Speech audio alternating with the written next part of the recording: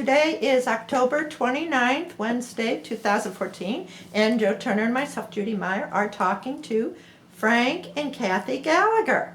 Now, I've known Frank and Kathy for a long time, but I know other people would be interested in hearing all about you two. And so I want to start off by asking both of you where you started off in life. Frank, where were you? When were you born? Let me catch you up where I started and catch you up first. Okay. Where Kathy can take over. Actually, I was born in Hall Hospital on Kings Highway. Okay. And ironically, DePaul is now here in Bridgeton. So Yes. it followed me, so that was good. But no, we lived on St. Louis Avenue in Marcus in the city, two-family flat. My parents came from Ireland. Really? My dad was a laborer, and we didn't have much money. We were kind of poor, I guess, not poor, but you know what? We never felt we were poor because we had clothes on our back, we had food every day, we had a few toys, and we had dad that cared about us, and mother that loved us like no other. And brothers and sisters? And brothers and sisters. I had there were 5 brothers and 1 sister. Wow. So where did you fall in the lineup? I was the middle guy. Oh. Right in the middle. So anyway, we enjoyed our time there on St. Louis Avenue, and then after 3rd grade, we moved out to West St. Louis by Goodfellow and Ridge, and St. Barbara's Parish, and we lived out there for 4 or 5 years. Now, That I'm was not familiar with the parish, so what else would be around there? Well, it's near Wellston. It's Oh, Goodfellow okay. and Easton and that Sure, area. Okay. sure. And so we were out there for 4 or 5 years, enjoyed that. And then we moved into our first house on Lotus in Goodfellow, which is just north of there on Goodfellow, just across on the other side of Easton. And we lived there for 4 or 5 years. And then, we moved to Dogtown, and we were in Dogtown for 4 or 5 years. And then finally home was in Florissant, the family, okay? So that takes me through, and What then- school did you go to during this time? Well, I went to Mercy High School, okay, went to St. Barbara's, graduated from grade school there. Went to Mercy High School for 4 years and had a great time there. And then I knew I wanted to go to college because my friends were going to college, so that's something that you do. So, but I wanted to get my service out of the way. So I decided to go, there's a 6-month program. You could go into service for 6 months, and then when you got out, you had 3.5 years of active reserve and 4 years of inactive. So I thought, well, I go into the service now and get out, then by the time I finish college, I'll have my active reserve done and I won't have to worry about getting drafted. Well, you said, you said something about you wanted to get it out of the way. Like, did you feel it was something that you had to do? Well, no, I felt that I might have been drafted down the line, and I didn't want to be graduating college and looking down the barrel of the draft board, when I couldn't make plans for my life. If I could do it ahead of time, I could make plans for my life after college and move forward. So what, were we in the middle of any conflicts at that time? No, it's just that I knew that we were a draftable age, and I didn't want to wait to see what was going to happen. I wanted to organize myself so I could, once I graduate from college, I could use my career and move forward if I could. Well, that's good planning, but I wonder if a lot of young kids these days understand that maybe when you were a teenager, what that draft was actually all about. Yeah, well, that's, you had to go into service, you got drafted if they needed you. Did everybody have to go? Well, let's put it this way, when I finished, what came up, the Vietnam War was right after that. And a lot of kids got drafted, and they had some horrendous experiences in Vietnam. And a lot of people, some of them didn't go. They chose to leave the country and go to Canada or whatever. So, but there was, I wanted to make sure I took care of my responsibility first. And then, It wasn't optional back then. It was a definite draft. yeah, now it's not that way. Well, that's what I'm saying, that young people might not realize that. Yeah, back then it was, but now it's not. So Yeah. And what type of military service did you choose then? the Army. I was in the Army, went to Fort Leonard Wood, Okay. and I was a light and heavy vehicle truck driver. Oh, So that was my MOS. I see. We're involved with the Payne Gentry House up on Fifi, and the son, or the grandson, I should say, William Richard Gentry Jr., he enlisted in the military in World War I, and that's what he was in the American Field Service in France. And that's basically what he did as well. Truck driver, and I think he was taught to maintain the truck, so you have something in common there. And let's shift over to Kathy. Kathy, can you Okay. tell us where and when you started off? Okay, my mother's parents were from Holland, and they settled in southern Chicago. And my father was stationed in Chicago in 1944 and 45.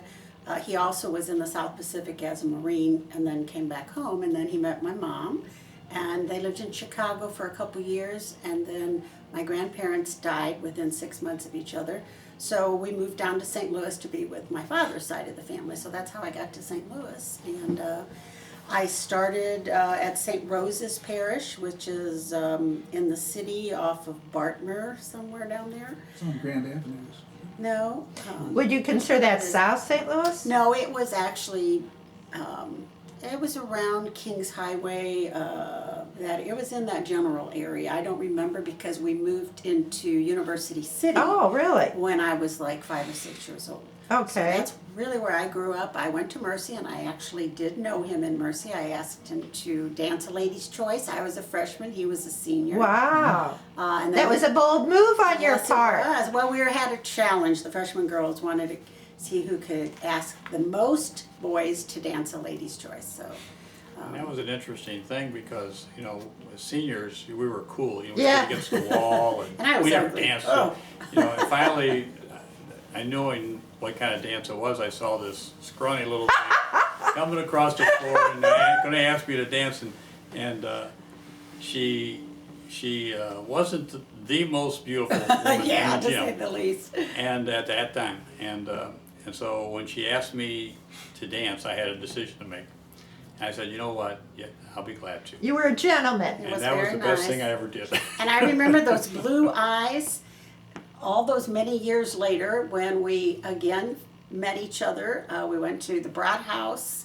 Across from the It was a stadium. beer place. I don't know It's if like you a remember. Mitch Miller sing-along Yeah, it was place. a sing-along place, like a Beer hall a in beer downtown, hall. right Yeah, across like from a the German stadium. beer hall. Anyway, myself and I was a nurse, and I was working in intensive care at St. John's, and myself and some of the gals, we'd had a particularly rough night, so we decided to go down and go down to the beer hall. So we go down there, and we're sitting there, and in comes 3 or 4 guys, and I looked over and I saw him, and I go, oh my gosh, that guy's the guy I asked to dance. You in high remember school." that? I did. I Wow. remember those eyes. Anyway, Wow. that was the beginning of that. But anyway, I graduated from Mercy, went on to St. John's School of Nursing. That was when the hospital, St. John's Hospital, was down on Euclid Avenue, down to where Barnes is now.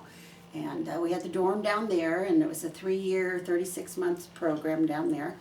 And when we were in the hospital, my freshman year in nursing school was when St. John's moved out to where it is now on Ballas. And at that time, my parents also decided to move from University City out to Creve Coeur. And they lived right beyond where 270 was going. It wasn't in there yet, but it was a paved road. They were getting, not paved, it was a dirt road. They were getting ready to put concrete down. And I remember walking from the dormitory with my friends down the dirt 270 to my parents' house for dinner. And anyway, so I was there, and I graduated from there, and worked there for quite a while at the hospital in intensive care, and then been doing various things since then. The most wonderful part of nursing was the last thing that I did was hospice nursing. Really? Why do I you love that. why do you consider that to be the most Here- wonderful? It's not, it's nursing, but it's not as much nursing as it is interacting with families. Helping the patient with pain control, helping the family make plans for what was inevitable, eliminating some of the fears they had about it. It was just a wonderful, wonderful. And then I had the opportunity to become a hospice volunteer coordinator, which I did for about 5 or 6 years before I retired. So you're both retired. And loving every minute of it. Well, Frank, you were in the military. You said for how many years? No, just 6 months. It's a But then he 6-month had reserve But then I duty. had 3.5 years back in reserve. Yeah. And then you went on to college? Right. And where did you go to school? I went to Harris Teachers College for the first 2 years. And where was that located? Right down Union Avenue down here. It's- By Page. There's the building's still there. Is it Yeah. still Harris? Yeah, well, no, it's, Something else Harris now. is over on Market Street now, right there, just by Jefferson Avenue, not far down there from there. I always considered it a teacher's college. Is that what it was? Harris Teachers College. It was actually a teacher's college and a junior college. And I was in the junior college portion of it at that time, because I wasn't sure what I was gonna be. So I just wanted to get my first 2 years in. And so I did that at Harris, and then I didn't have enough money to go away to school yet. I wanted to go to Cape for 2 years. So I worked a couple of years, and I finished some courses at night school during that time. But then I went to Cape in '65 and '66 and finished up down there and got my degree. What kind of work did you do in that time? I worked construction. In fact, Kenny Karsten, who actually his plumbing company is right over here in St. Anne's, I used to play ball with him, baseball. And so he hired me, and thank God, because you know, that was a great job. And so I enjoyed working construction in the summer and made enough money. And then, of course, you had to take small loans and stuff like that. You never had enough. But back then, we were very fortunate. It's not like today. Back then, college wasn't expensive, you know, and that really made it very nice. So when did you decide what you were going to be when you grew up? Well, that's a very interesting story. Evolves around to something that I do now. But I had no idea what I was going to do. I mean, I remember when I was in grade school. I thought, like, I had no, I wasn't good at math, wasn't good at science, you know, and so I didn't know what to do. So I knew that, you know, the good Lord put me here for a reason. I didn't know what it was, but I knew He knew. So I would say a prayer every day. You know, Lord, help me be the person You put me here to be. And I'd say that every day as part of, you know, and that all the way through college. All the way through my second year of college, that is. And finally, at the end of the second year, they said, you know what, you have to declare a major. Right. And I said, well, what do I declare? I'm not good at science, I'm good at Yeah. math. You know, I like to play ball, but I'm not very good at that either. You know? So they said, well, why don't you consider physical education? I said, wait a minute, a teacher? I can't be a teacher. I don't have good grades. I'm not that smart. I could never consider ever being a teacher. And they said, why don't you try it anyway? And I said, well, on that basis alone, I chose physical education. And Judy is the greatest thing I ever did in my life. The good Lord, He did have something intended for me, and my career couldn't be any better than anybody could ever imagine. So you went into physical education at Harris Stowe then? No, that was junior college. Okay. When I had to choose my major was at Cape. Oh, yes, I'm sorry. So that's yes. when I went into physical education at Cape. Yes. So when you graduated and you were certified to teach what? I was certified physical education through K through 12. Oh, okay. In fact, I student taught at the high school, Pattonville High School. You went on for your degree, though. No, that's a different thing. I Oh. student taught when we got Yeah, together. that's So right. after you were done at Cape, you got a job Yeah, at Pattonville High right. School. Well, not at the high school. I student taught at the high school. Oh, But I uh-huh. knew that's where I wanted to go after being connected. Actually, Walt Pfeiffer taught at Mercy High School, and he was a teacher out here at Pattonville. He was a Bridgeton resident, and so he told me about Pattonville too. So I knew that's where I wanted to go. So when I graduated, at that time you could get teaching jobs a little easier than you can now. It's very, very difficult. So I applied there and I received a job, and so my first year, in fact, I was teaching at Holman Elementary. Holman Elementary. Now that was actually Rose Acres. Oh. But Rose Acres was not built yet. They were building it at the time. So they put all of us in the north wing of the senior high then, which was the Holman building, up on the Rock Road there, St. Charles Rock Road. Okay. And my gymnasium was a classroom in the basement. Oh boy. They actually took the chairs out of a room, and said, all right, here's where we're going to teach gym. Now imagine that, trying to teach physical education in that little room. And it had two little windows, and yet, you know what? We did fine. I learned how to teach in confined places. Adapt. And I'll never forget that first year. The kids, I fell in love with them immediately, and it was a two-way street. I think we all just had a great year. And I think even that summer I went out in the playgrounds looking for them and played ball with them and took them out to Dairy Queen. But I mean, they were my kids. I mean, that's just what you did. That's when and but then I decided to go back to school for a year to get my master's. I could see that was the most important thing, to get your master's right away. Don't wait, because it was important to do that. So I went and got a degree in elementary administration. I got a Oh. principal's degree. And then I came back and they had a job at Willowbrook for me that was open. So I And had, where is Willowbrook? that's down by the JCCA. Oh. Shoots Road down there. In Close to the Creve Coeur area of Right, Pattonville. Right, that's the southern part of the district. Okay. And so I taught there for 2 years, had 2 awesome years at Willowbrook. And then that's when I met this one, and a job was opening up at Carrollton, and we were gonna, start our lives up here. So I thought it was a good time to make a move up to an area that I wanted to live in, the rest of my life probably. So that's how it all started. Where did you get married?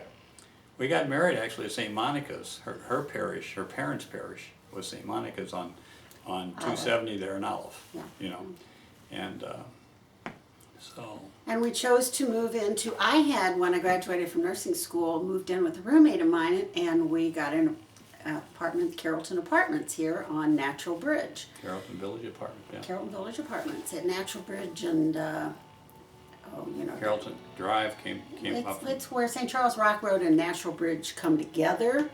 If you just come in, it was behind the Shell station. It used to be Shell's. Bonfils, maybe? No, it was actually called Gallatin. Oh, yeah, Gallatin. Gallatin. Gallatin comes all the way around And and then goes out at Carrollton Natural Drive Bridge comes there. Yes. off, and they had all the apartments up there. I think there are still some. They're still there. Yeah. There's a pool there. Yes. You notice that, and we lived right up the Right second above the story pool. overlooking the pool. Well, I lived there with a roommate I first, and see. then when I met him, she was going to get married and move, and so we chose to live there. And then I guess that 3 was years, 70, yeah. 1970. We lived there for a few years, and then I got pregnant, and we decided to buy a house, and we found a house in Carrollton on Larchburg, right up from John Calvin Church. Yeah, So we were looking for a place up in, what's right across from the old city hall? we were looking in St. James's. St. James's St. State. James. 'Cause St. those were Gerard Park. St. Smaller Gerard Park, houses, we yeah. thought we could afford that. Uh-huh. We didn't even look in Carrollton because they were a little more expensive and bigger. Yes. So my agent called one night and said, you know what, there's a house in Carrollton going up for sale Tomorrow. tomorrow, and this was like at 4 or 5 o'clock at night she called,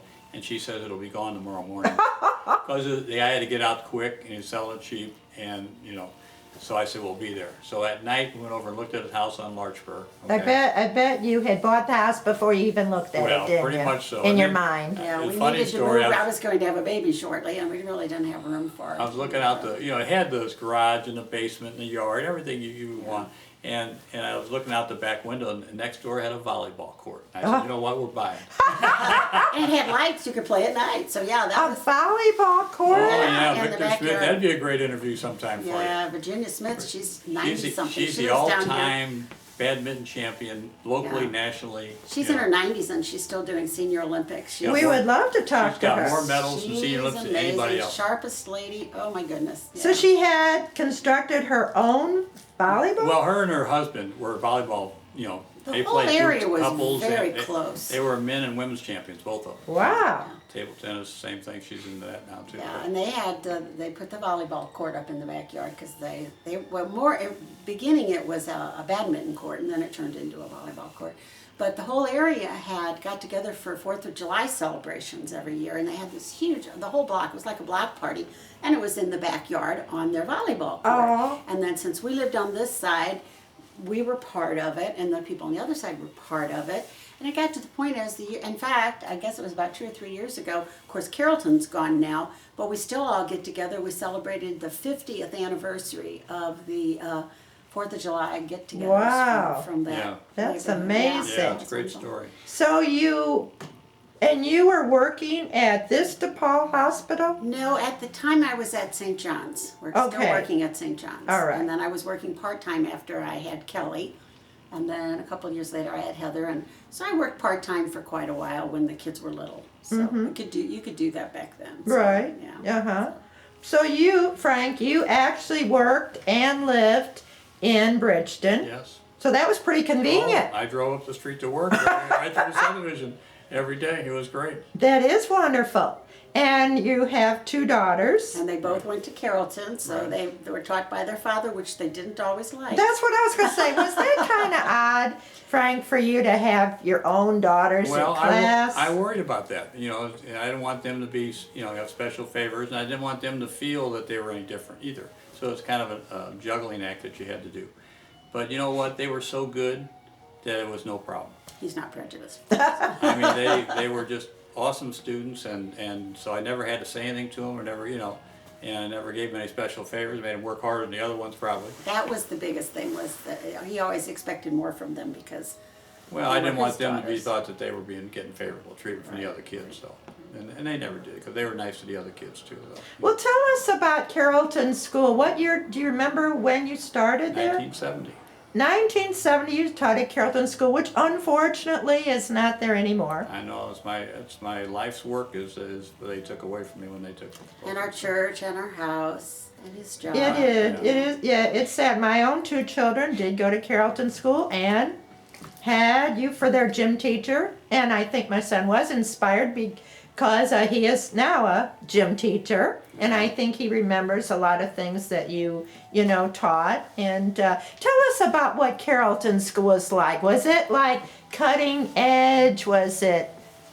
No, it was a just typical suburban school, you know, where the kids came to school. Most of them were close enough to ride their bikes up or whatever. And very few, you know, some of the kids were bused, but not many, you know. So it was a community school.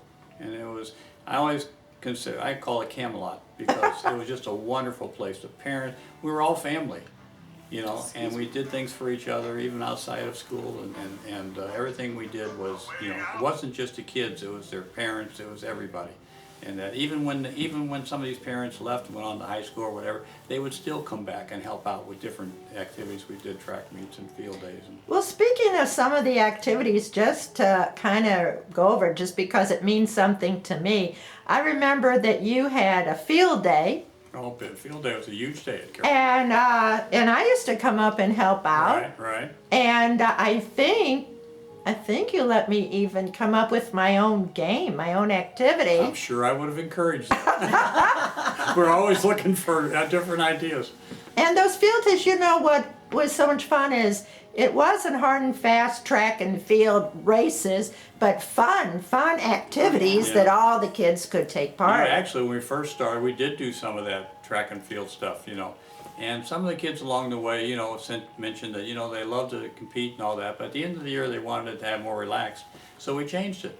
So we made it more fun, and for years, and that's what we did. Water type Tug activities. of wars, water activities, you know, the volleyball, the Clothes relay. Yes. relay, Yeah, those were you know, fun. we had big push balls we had back then. We used to push around a cone and back. You know. Right. Yeah, We'd those were have, fun. you know, beanbag toss, hockey shoot, you know, basketball shoot. And then we involved indoor stuff where they play bingo in one place, and they had the cake walk around in another place, you know, and they had all these different activities inside. Judy, I'm gonna just go turn the phone off a minute. Be done. Right back, So, guys. what was good about that is because a lot of times you had to plan for rain. That was the Yeah, biggest fear of when we course. Set up all this stuff. And I for think field. one year when I was there, it was raining. Well, we even figured a way to do it inside. We had a tug of war in the basement on the floor in the hallway, you know. Oh, We had the games in all the different rooms, in modified games now, in the rooms, you know. And we had things in the gym, they could do little, you know, relays in the gym. We actually were able to now never have to worry about rain because we had Plan A and Plan B. When we gave the packet to the parents, it had all the games and what they were expected to do and where they report to. Plan B was on the back. Now, if it rains, here's where your game that's will go. very good organizational skills. So that was It great. was a great school, and Frank got his own gymnasium right before the airport bought us out a few years. What do you before. mean? He used a multi-purpose room for his gym. All those years, multi-purpose room, that divider. Right. Well, I actually taught on the other side of the divider, which actually was bigger than my little classroom when I first started. So I felt a half a gym was good. Yes. You know. But I liked, you know, I wanted that privacy because that's where teaching begins. When you have your kids uninterrupted, now you can really do something, you know. When there's a lot of distractions, it's just hard to teach, you know. So I used most of the time, and then we'd open it up for bigger activities that we wanted to do, and we closed it for other things. But we taught there for years, and then we, Pattonville had passed a bond issue where they're gonna have some money and build a gymnasium, for the grade school for the first time that was toward the last 5 or 6 years of my teaching career.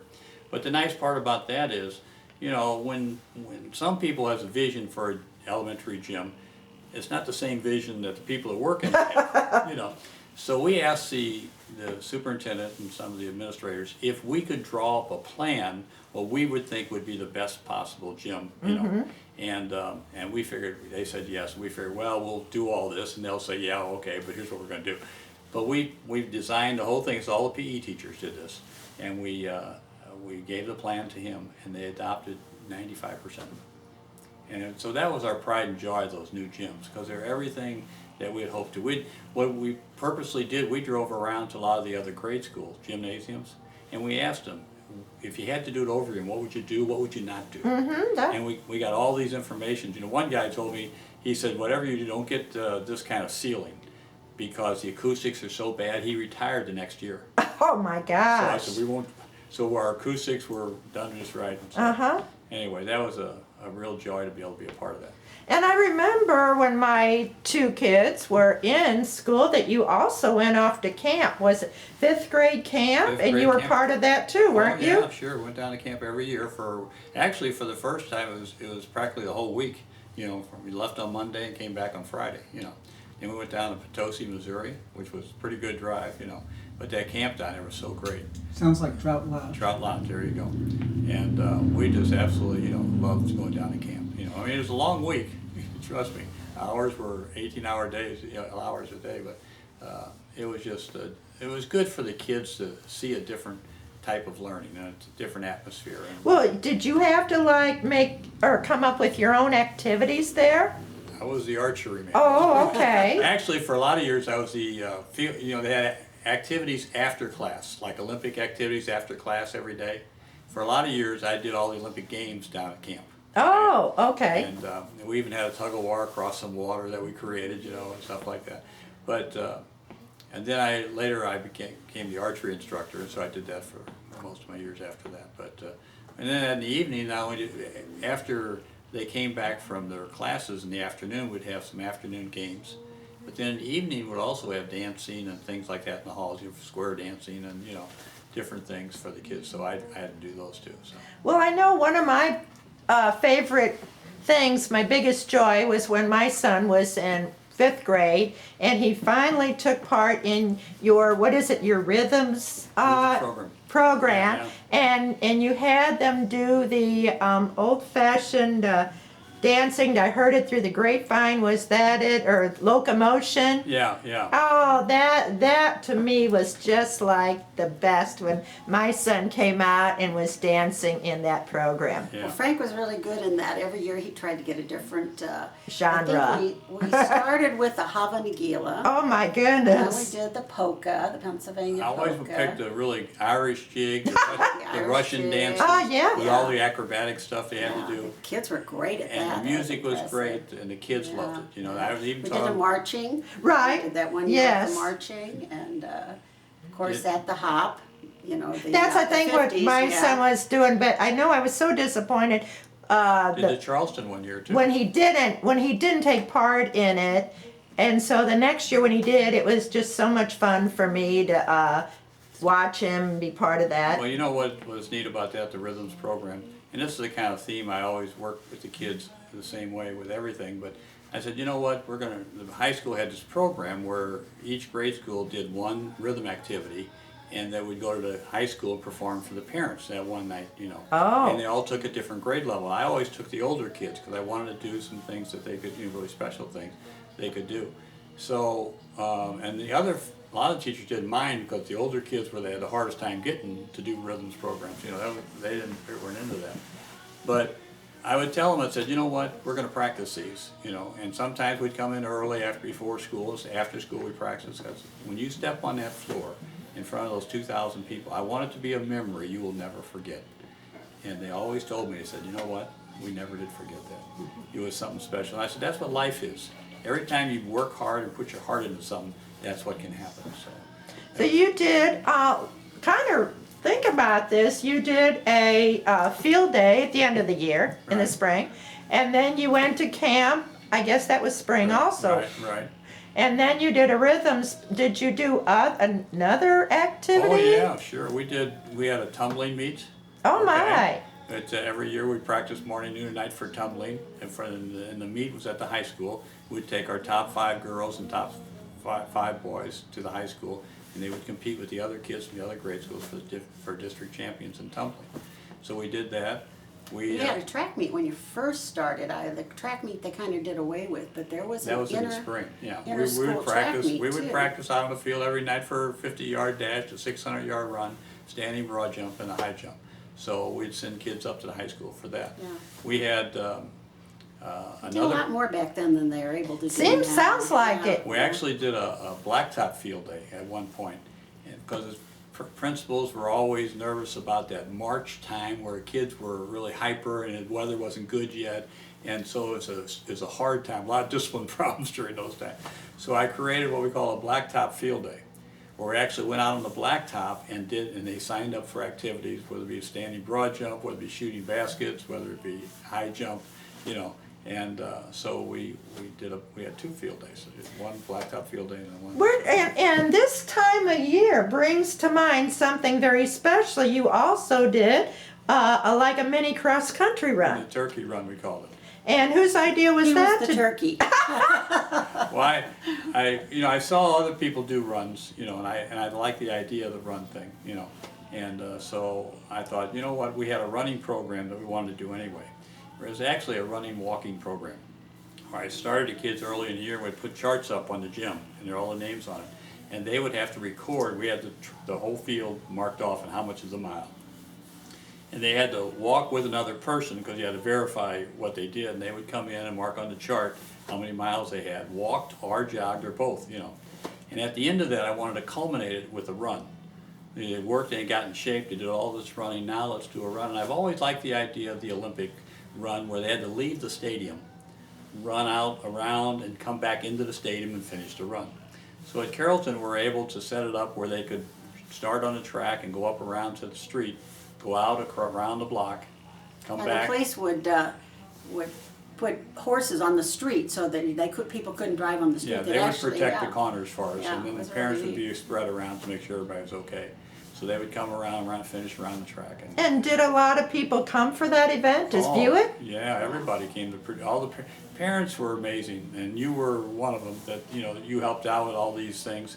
And they would come, and it was always the Friday before Thanksgiving.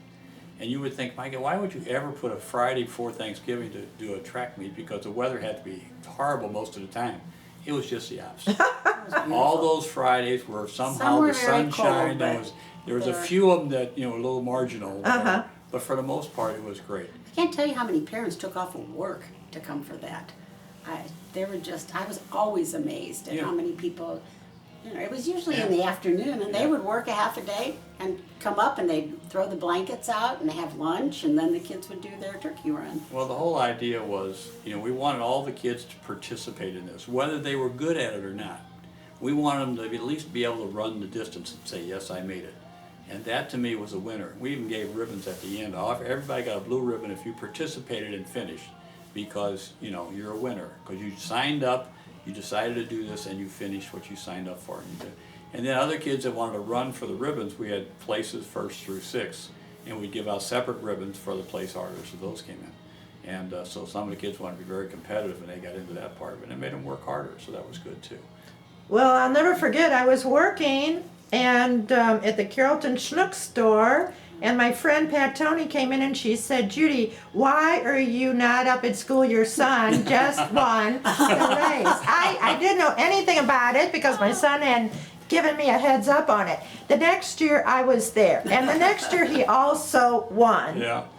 And I went the following year, but the following year, another little boy won, Jeremy Triefenbach, I think. Right. Oh, yeah, Jerry. He won that year. Right. But I'll never forget, there was a lot, as you said, a lot of people that came out. In fact, I also did Girl Scouts there at Carrollton School, and we did use your space after I school. remember that. Right. Yeah, it was all I could do to keep the girls off the tumbling mats and so forth. And, I remember you coming in with your brownie garb on and setting your tables up and that's Right. All the crafts. And Right. goodies. And as I said to you earlier, I think you did inspire my son, to go into teaching. Which he kind of has a story a little bit like yours, whereas when he went to college, he really had no idea what he was going to do. He wasn't really aiming in any direction, but he just seemed to have an affinity for working with the children, and I think he's really enjoyed being a PE person. As we say, he plays games all day. Yes, well, that's what I said. The reason Frank loved the kids was so much was he's still a kid. So. Well, I'll tell you, the highest compliment a teacher can have is having a son like yours, follow up and become a teacher, just. And he wasn't the best student either. Well, you know what? Sometimes the best teachers aren't the best students. The best students aren't the best teachers. Well, Vice versa. Yeah, Either whatever, way, yeah, I mean, yeah. because sometimes if you struggle, you appreciate the struggles of the students you have, and you are more sensitive to that, Yeah, and you that's help right. them, better. Sometimes if you know everything, you expect everybody to know everything, and they don't. That's true. So That's it's, true. It's there's a lot more to teaching than all that I found out. Well, let's get back to your two girls. What activities did they do well? And they graduated from Pattonville High School? Yeah, Kelly was 91, or is that college she graduated from? I can't remember the years. 92 is when Heather graduated. I thought. Yeah, I don't know. I think Heather's Anyway, 94. Kelly No, was 94 and Kelly was 92. 91. Right. 91, Uh-huh. yeah. Kelly was basketball. She loved basketball, and she played basketball. varsity Was there much basketball. girls, Sports? yeah.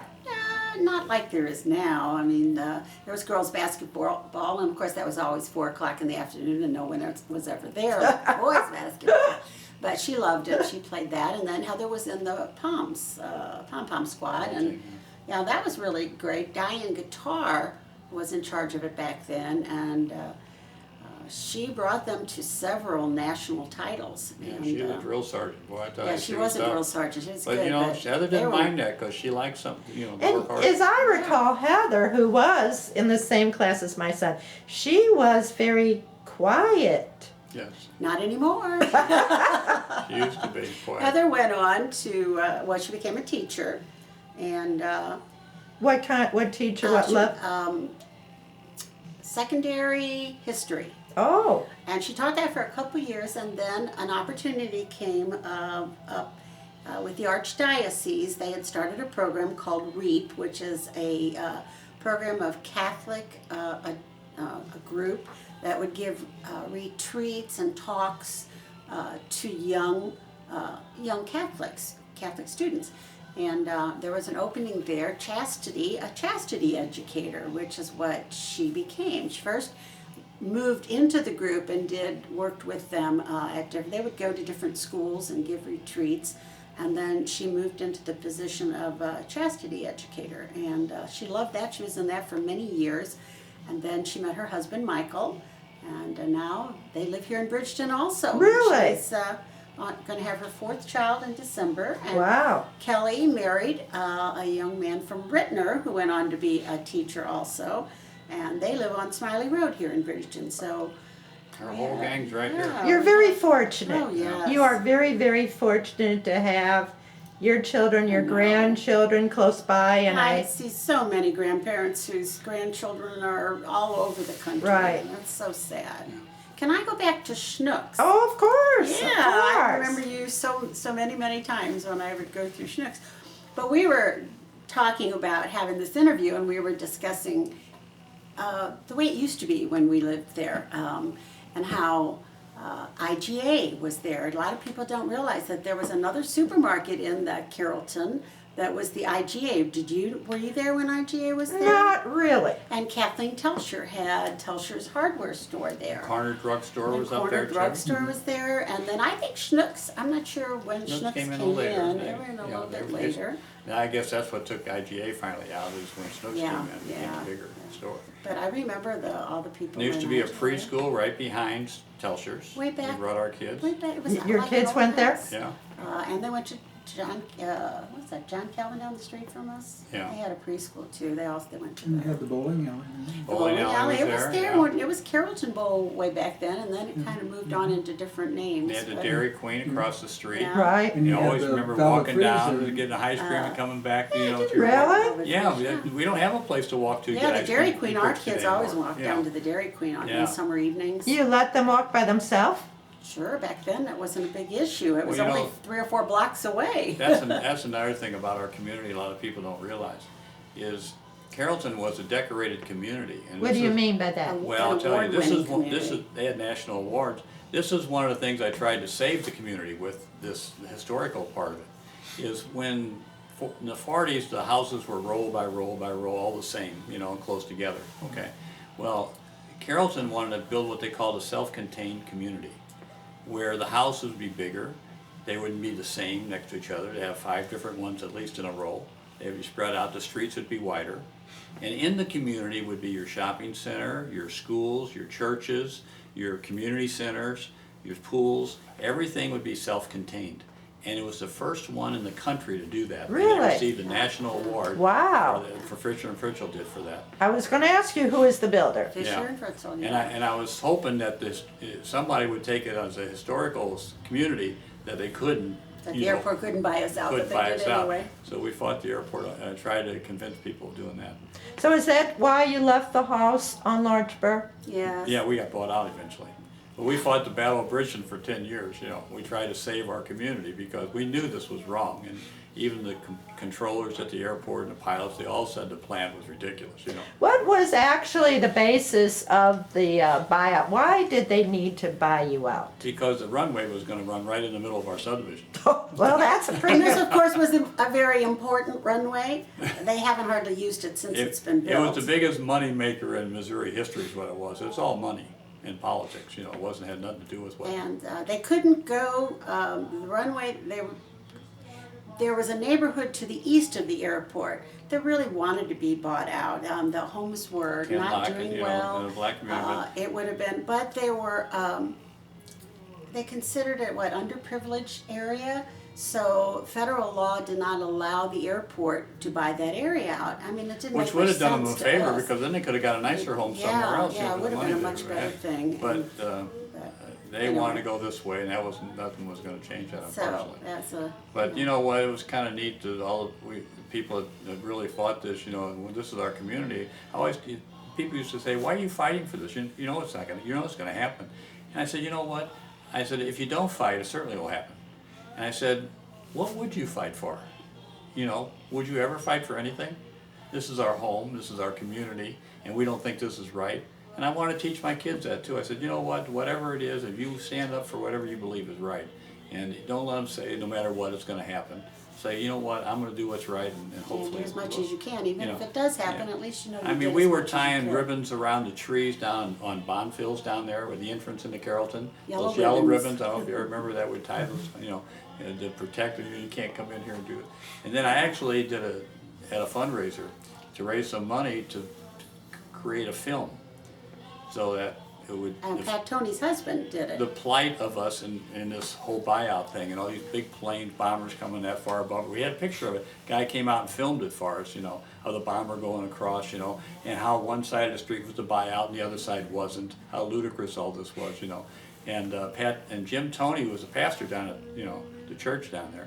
He did the speaking on the presentation, and it was very eloquent, you know. And so we put it together and sent it to CBS and all the TV circuit. And of course, we never heard back And we from never him. heard back from them, but, you know, we're doing whatever you could to save a town. And I even that's what designed you Christmas cards that year, that people bought packs of Christmas cards for fundraisers. I mean, we did a lot of things Yeah, for that, yeah. yeah. It really brought us together as a community, Yeah. so.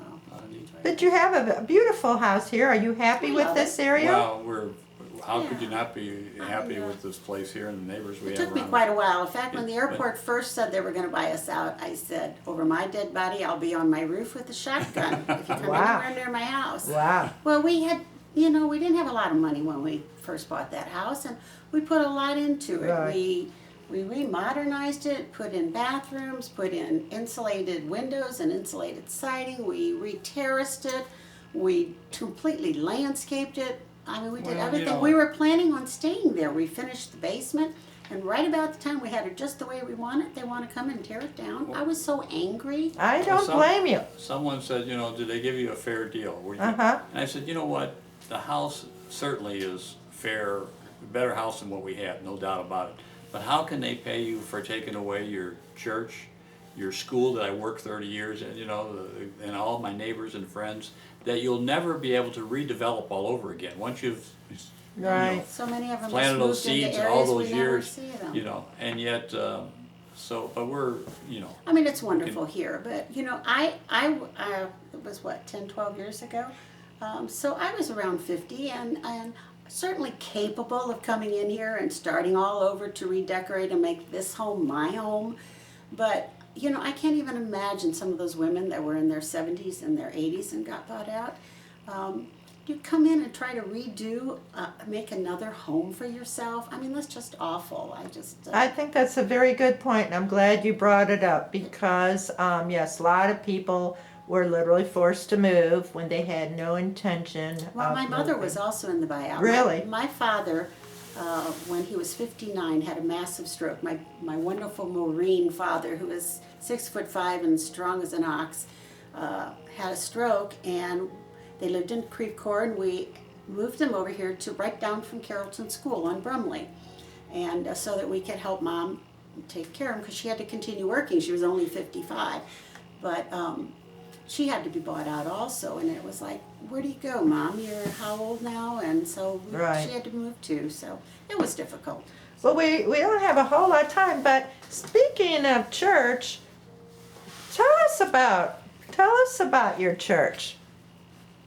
Well, Holy Spirit is a conglomeration of different churches. St. Mary's was bought out by the airport. Then St. Lawrence was bought out by the airport. Did you go to St. Mary's? No, we went to St. Lawrence, right? Which was where? In Carrollton, right in the heart of Carrollton. One of those self-contained little places in there. So we went to what was now Holy Spirit, used to be St. Blaise. And so it kind of incorporated all three of the churches all into one. we call it Holy Spirit. And we call it Holy. They wanted to change the name. The people in St. Blaise were not too happy about their name being changed, which of course I can understand that. I was sympathetic. I said, you know what, I'll be happy to join you as St. Blaise. Whatever you choose is fine with But me. I think the Archdiocese said, we need to just change the whole name, and they did that. But tell us about St. Lawrence the Martyr. That was your church for Oh, how yes. many years? Yeah. Oh, Well, I started there when I moved before I met Frank, so Yeah. Yeah. It was just a great family community, and one of the things I always remember is the fall festival they had every year. yeah. And all the families would come in and for 2 days, celebrate life with each other, that was nice. And it wasn't just the Catholics, it was the Yeah. whole neighborhood, Yeah, whole everybody. neighborhood, everybody. And the neat part about it was, especially with me in teaching these kids, and they've gone on years, every year I'd come back and be like a reunion. All those kids would come back and I'd see them as adults now. Uh-huh. That's And fun. visit back and forth. And so we used to work the fall festival every year. What do you mean work? What did you have to do to work at it? Well, we did different things. We work in different booths. We would go up and help set up on the day that, all the The things Thursday that- and Friday Yeah, before, and then Thursday it was before. Friday and Saturday. And then we was the sometimes festival. would sign up for the cleanup, and that was, you stay overnight half the time fixing, Yeah, cleaning it up. But had So a we lot did of a lot of booths. different things, Yeah. But it was just, everybody was chipping in, and that was kind of cool. They Just- played bingo, and then we had the food booths, and they had, was it chicken dinners back then? They would have a chicken Yeah, dinner, and similar to what Holy Spirit does now. They call it their carnival. Right. We call it our And festival. they had all the so- sports teams, and I even coached my daughter's soccer team, back in the day. And Yeah, they had a lot of so teams. there's very involved with it that way, and it's very, very spiritual community too. Very, just wonderful place to. And amazingly, we were in St. Lawrence, and there was St. Blaise, and they were very competitive. On sports, Yeah, yeah. sports. I mean, St. Blaise and St. Lawrence were both very good teams, and when we played each other, it was tooth and nail. And so then when we moved over here, and all the St. Lawrence kids had to combine with the St. Blaise kids to become the Holy Spirit teams. That was a little tough in the beginning because there was so much animosity between the teams, but it worked out Yeah, but great. the kids they bypassed that. Well, yeah, they fit right in. They became Oh, Frank, when did you retire? 2001. And what was the decision behind that? Well, very interesting because after 30 years of teaching, they offered me a buyout. And a lot of the other teachers, jumped on that because it was a big buyout. And I passed because I said, I still love what I do. And they said, well, you may not be offered again. I said, well, if that's the case, that's fine. But, so I went on teaching, and for 3 more years they didn't offer it. In the 4th year they finally offered it. And this time they said, if you pass, you won't be offered again. So they made me an offer I couldn't refuse. Now, what is a buyout in teaching? Well, that means they offered like $50,000 for you to retire. Oh, they didn't offer anywhere No, near that. the first one they did, yeah. They offered $50,000 because they were at the high end of the teaching scale, and they were making all this money, so they Yeah. were saving a lot of money, so they wanted to get them out. So that's how they did that, And How old were you, excuse me for asking, when you retired? 59 when I retired. That's fairly young. No.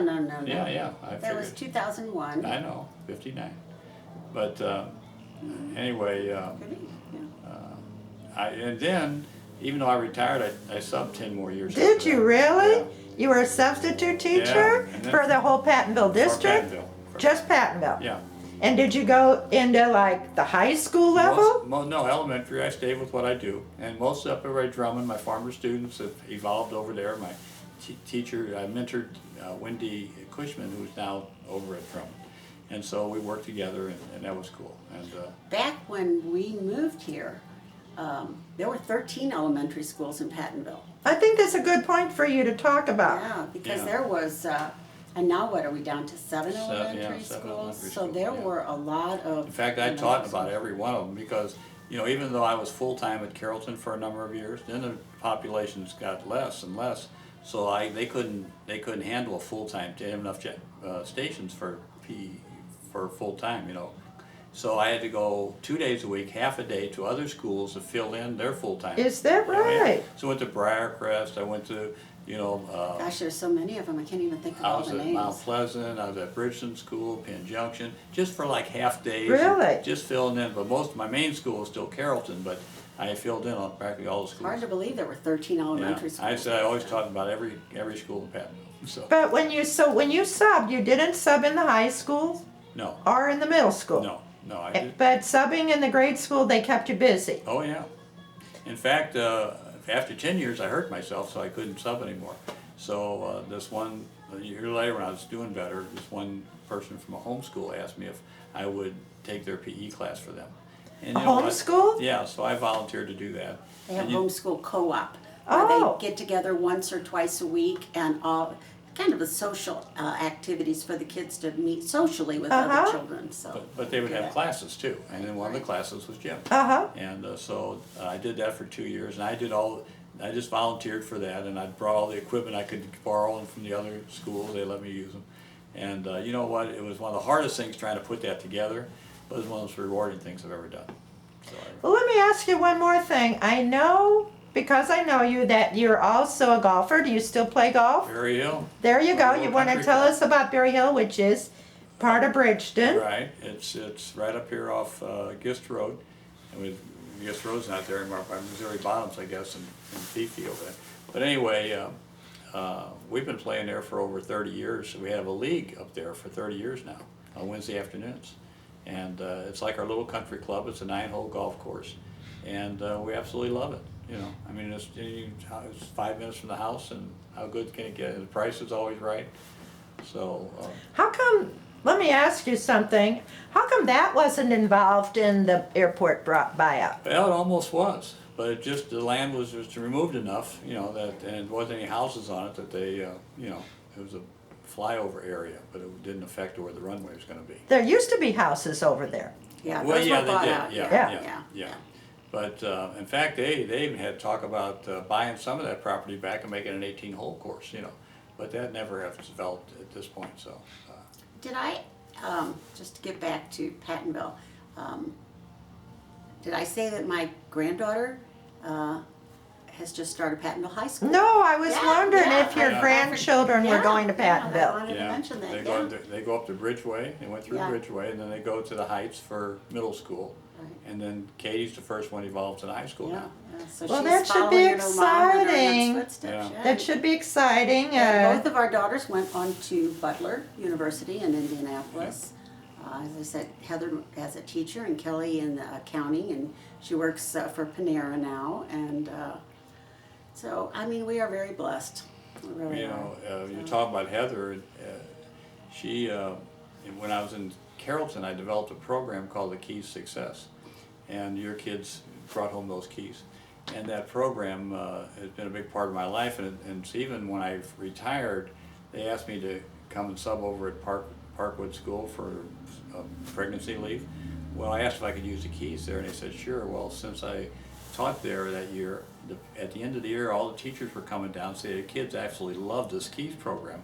How can we do this as a whole school thing? So they helped me develop it as a whole school thing.